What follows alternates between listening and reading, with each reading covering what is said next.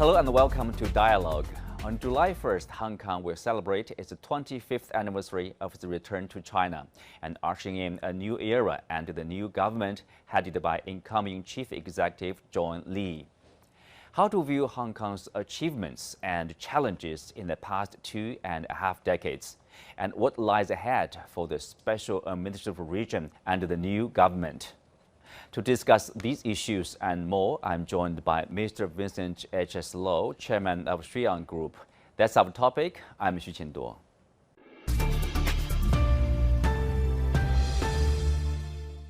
Hello, Vincent. Welcome to the show. It has been 25 years since Hong Kong's return to China. So I wonder, what do you make of the past 25 years? How do you characterize Hong Kong's development since its return?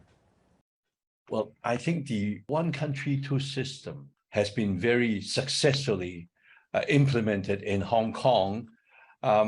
If you look at the sort of global institution survey recently released, Hong Kong is ranked number 3 as an international finance center. And in the city competitiveness study, Hong Kong ranked number 7. And in terms of safety, Hong Kong ranked number 8 in the world. So Hong Kong has maintained its international status.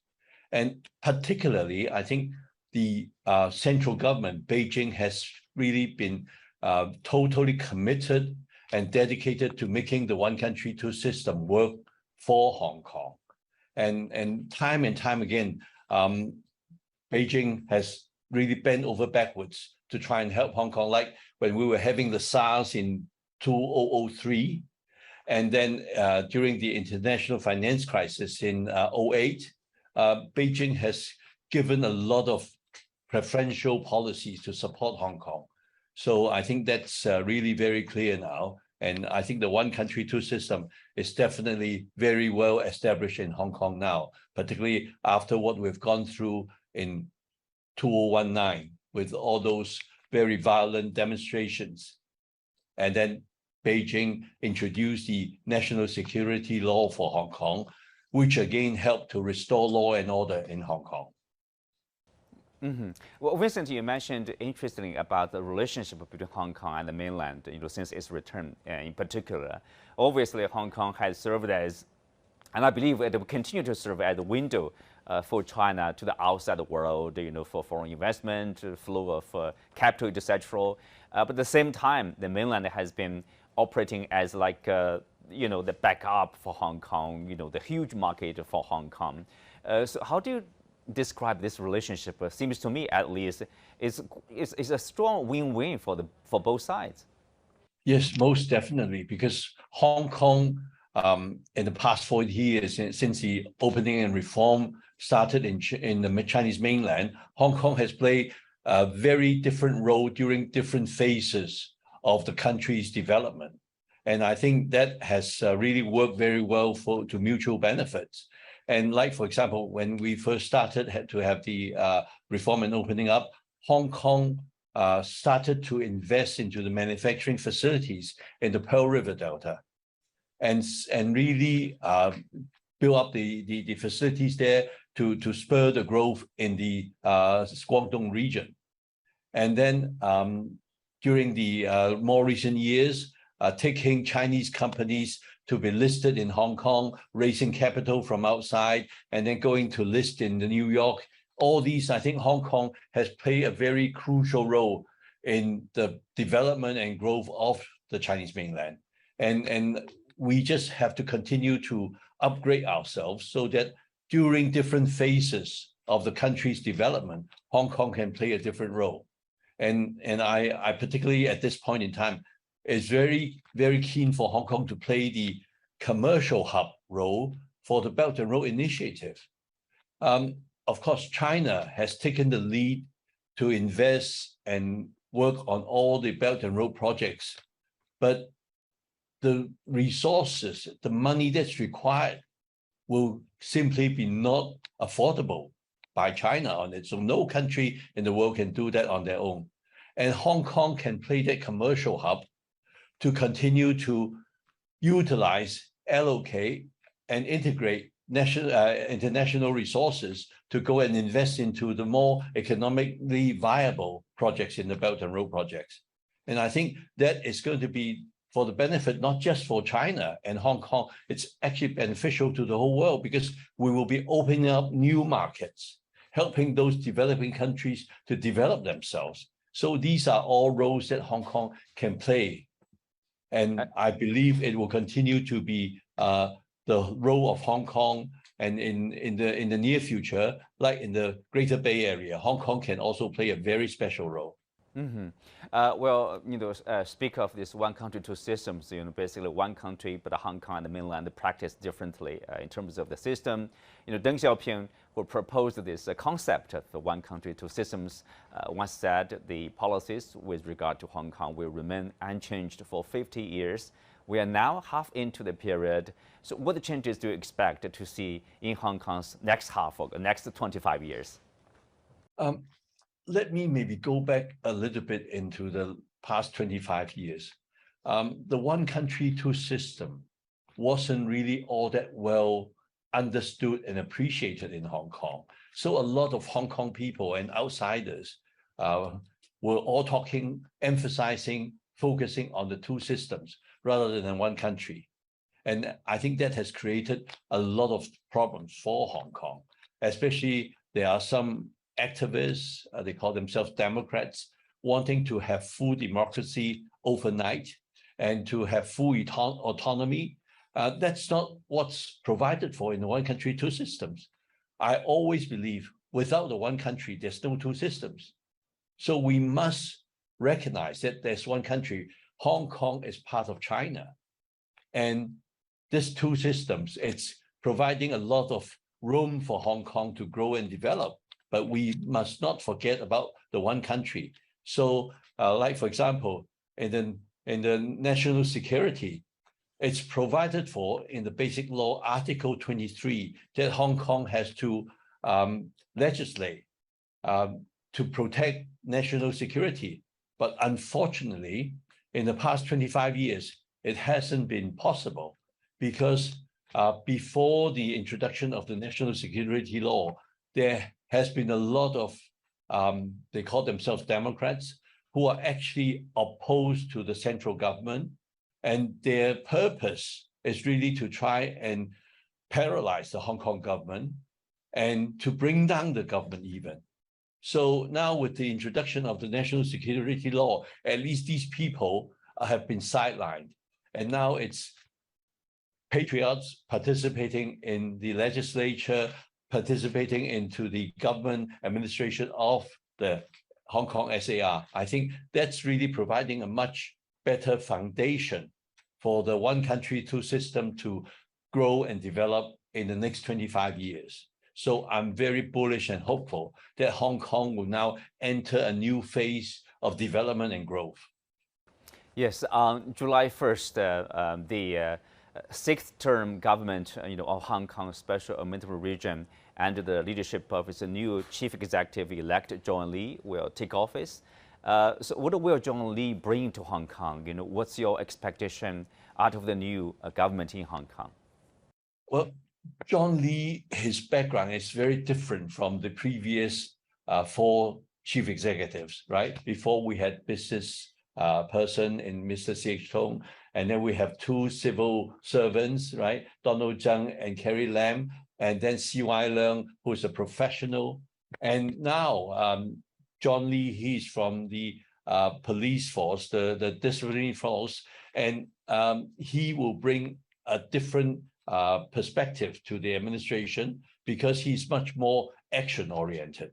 And he has already pledged that he will be result-oriented. So he will only be looking for the results and trying to cut away all the bureaucracies, which, of course, in Hong Kong, after 150 years of colonial rule, the civil service is very much rule-based and following procedures. But that has really caused a lot of problems in Hong Kong in recent years, like, for example, in the supply of housing, because the bureaucratic sort of procedures have been followed, and there's not very easy for us to try and break through that to do what is necessary for Hong Kong.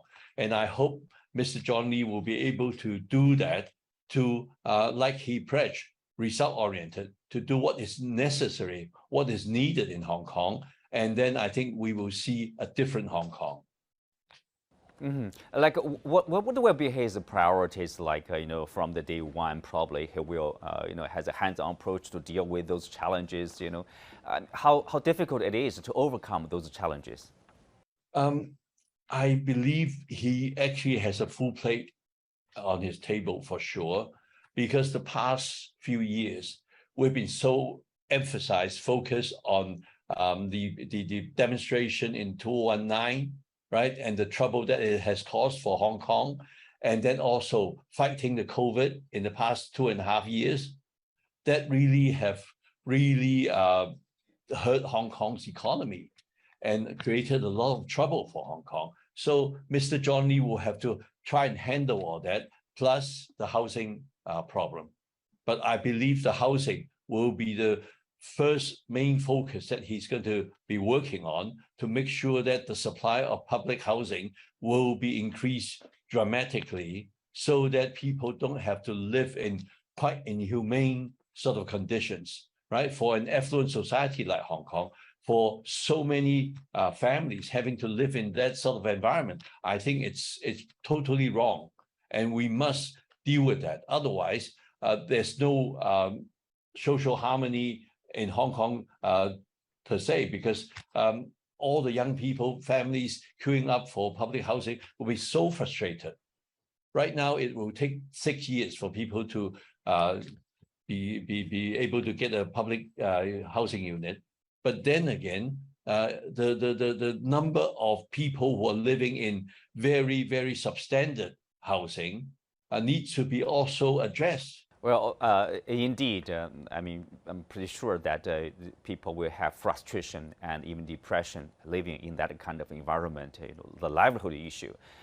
Indeed, the new Hong Kong Chief Executive, John Lee, said ensuring long-term development, stability, and prosperity is a top priority. But the thing is, like, what do you think should the new government do to unlock this potential problem in Hong Kong in various areas and restore its global standing, improve the people's living standard, and solve all those problems? Yeah, well, like I was saying, because of the COVID and then the violent demonstration in 2019, Hong Kong economy has taken a big hit, and it's gone into recession. And also, I think our competitiveness will need to be upgraded as well. So Mr. John Lee will have to deal with all these challenges. And I believe Hong Kong can continue to play a very big important role, not just in the development of our own country, but also in the development in Asia and the world, because Hong Kong has always been an outwardly focused economy. And our connections to the world, I think, will help Chinese enterprises successfully go into working with different parts of the world. And of course, right now, it's not so easy, because US and the Western Alliance is trying to really contain China's growth. And Hong Kong, I think, will also be impacted. But at the same time, it's also created opportunities for us, like I was talking about the Belt and Road initiative. We can then focus on the developing countries to help them grow, to help them become a substantial market for our products. And then just now I was also talking about the Greater Bay Area. I'm very, very bullish on the Greater Bay Area because it's unique in the sense that it's got technology, it's got manufacturing facilities, and it's got an international finance center all grouped together in one single region. That is unheard of in any other parts of the world. So I think there's a lot that can be done in the Greater Bay Area in terms of technology and the future growth and development of this region. Yeah, given Hong Kong's unique advantages like the rule of law, independence, judicial independence, and the practice of the market in Hong Kong, mature practice, and the universities, technology, etc. So there's a great potential, and I think it is well acknowledged. But Vincent, it has been 5 years since the establishment of the Great Bay Area, GBA. So how is GBA received in Hong Kong? I'm sure like a business community are very familiar of the potential, the development, of the Greater Bay Area. What about the young people? And are they fully understanding the opportunities or the potential for them inside the GBA? Unfortunately, not. The GBA, like you said, has been established for 5 years, and the central government has given Hong Kong a lot of preferential policies and treatment. But unfortunately, our community in Hong Kong, they haven't really been discussing that too much because the preoccupation has been with the demonstration and then with the COVID, and then the young people have all been just struggling to try and stay alive almost.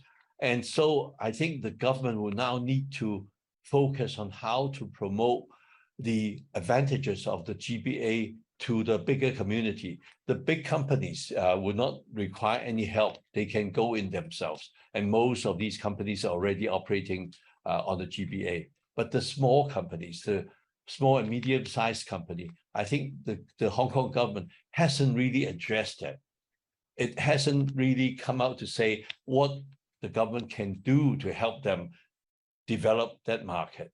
So I hope the new administration will focus on doing that to help the small and medium-sized enterprises to educate the younger generation and tell them this is a huge market of over 80 million people, and with a very affluent population of over 80 million, and then also the total GDP of the GBA is equivalent to South Korea and Canada. That's a huge market to just try and attack if they are interested. And it's so convenient because within 1 hour, within the GBA, you can return to Hong Kong without any problems. And of course, like job opportunities, career development. I mean, even say the apartment building, even where do you want to live? Probably that kind of challenges will be also resolved for young people. If you look further beyond GBA, the rest of the country, I mean, this is a huge market, second largest economy, or the largest, depending on your calculation. So opportunities are bright. It's really about for the young people. To jump on the opportunities and to fully understand what are there for them, right? Yeah, and actually not just for young people from Hong Kong. I believe young people from all over the world can come and enjoy this huge, phenomenal growth in the GBA and the whole of China. Because I do believe very, very strongly that globalization is not going to be stopped, despite the fact that certain leading countries want to decouple and to cut their links, but it's impossible because the world has already been connected and it will only connect more. Otherwise, you will not be able to compete if you don't connect with the world. You said that, interestingly, Vincent, the goal, I think the vision for GBA is really about, its potential for this region to become a globally competitive, globally linked, connected technology center, innovation center, high-end manufacturing center. I know you are bullish on GBA. What do you say about that kind of a really long-term development goal? Yeah, well, because now with the involvement of Hong Kong, foreign countries can feel much more comfortable because Hong Kong is common law based, and the common language in the world for commerce is using the common law. So people can be very comfortable working through Hong Kong to work in the GBA. And then also professional people who are recognized by other parts of the world will be able to work freely in the GBA. So all these, I think, provide that connection with the whole world.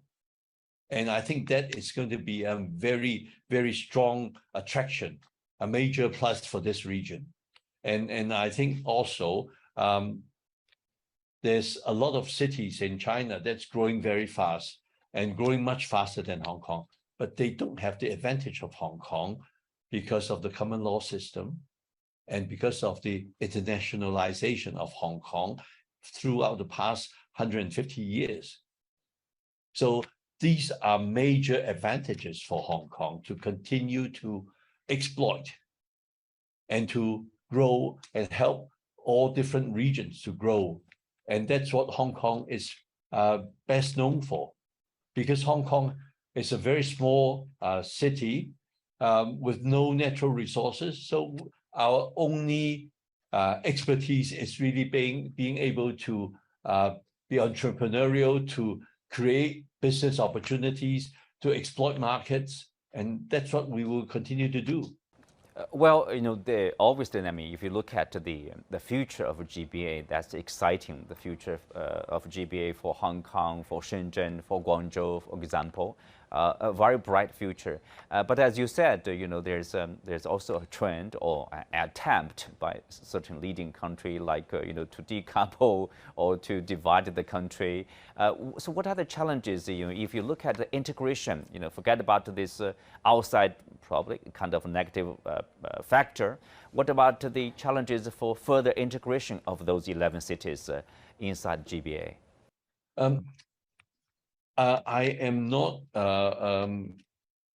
not so foolish as to think that there's no challenges or difficulties, because in the past, Hong Kong has been taking the lead to develop the region like the Pearl River Delta. But the cities on the GBA has now all fully developed themselves, and a couple of them are actually even bigger than Hong Kong. So they might not be as keen like before to work with Hong Kong, especially sometimes I think there's also the trouble that Hong Kong, some certain Hong Kong people still think that we are smarter, we are more capable than our counterparts on the GBA. And that, I think, actually has created some hurdles for cooperation. And then it's also two systems, right? And there's no one city that's taking the lead to say, I will do this and you will have to follow. So how do you get the cities to be working together on par? How do you make sure that it's a win-win situation? Because all the cities are all very competitive in the sense that they all want to grow and develop faster. So if they think that they're giving away their advantages to you, they might not be so happy to do that. So I think that is going to be the biggest hurdle of how Hong Kong and the GBA cities can work closely together to mutual benefits. It's more like a psychological factor over there. Hopefully that will be overcome as time goes on. As you said, some of the cities, neighboring cities, has developed very well. For example, in 2018, the GDP of Shenzhen, overtook Hong Kong. 2 years later, 2020, Guangzhou's GDP also overtook Hong Kong. But still, we understand, Hong Kong, what's the response to that in Hong Kong? Is there any kind of discussion? Oh, we are being surpassed by our neighboring cities, Shenzhen, Hong Kong, and Guangzhou. And how can Hong Kong do, what can Hong Kong do to continue to maintain or to strengthen its unique advantages? Well, I think it has created certain psychological problems with Hong Kong people thinking that now we no longer are leading the race. But for people like myself, it's only expected because Shenzhen and Guangzhou are much bigger cities, and they are much more capable in the sense that they want to pursue their dreams, like Hong Kong 30, 40 years ago. When I first started my business, I was working 7 days, 16 hours days, because I just wanted to be successful and achieve. But now Hong Kong has become an affluent society. People tend to want to have a better lifestyle. So the work-life balance is always a different consideration. And I think that's something that Hong Kong people will have to really come to deal with. But Hong Kong, like I was emphasizing, will continue to play a different role. And I'm sure now that, the one country, two system is better understood and appreciated in Hong Kong, I believe Hong Kong people are pragmatic, and people will buckle down and say, okay, now we have to play this role better in order that we can grow our city.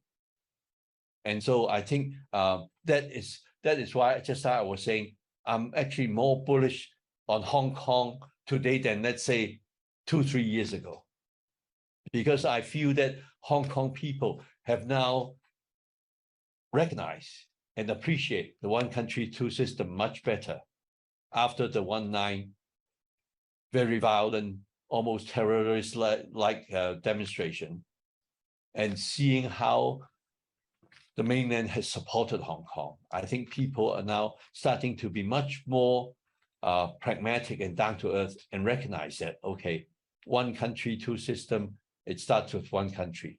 Yes, with long-term stability, I mean, people are more confident for continuous development and prosperity in Hong Kong. Thank you, Vincent. On that note, we concluded today's discussion. Many thanks to our guest, Vincent. You can also find us on the CGTN app or on YouTube. I'm Xu Qinduo. Thanks for being with us. See you next time.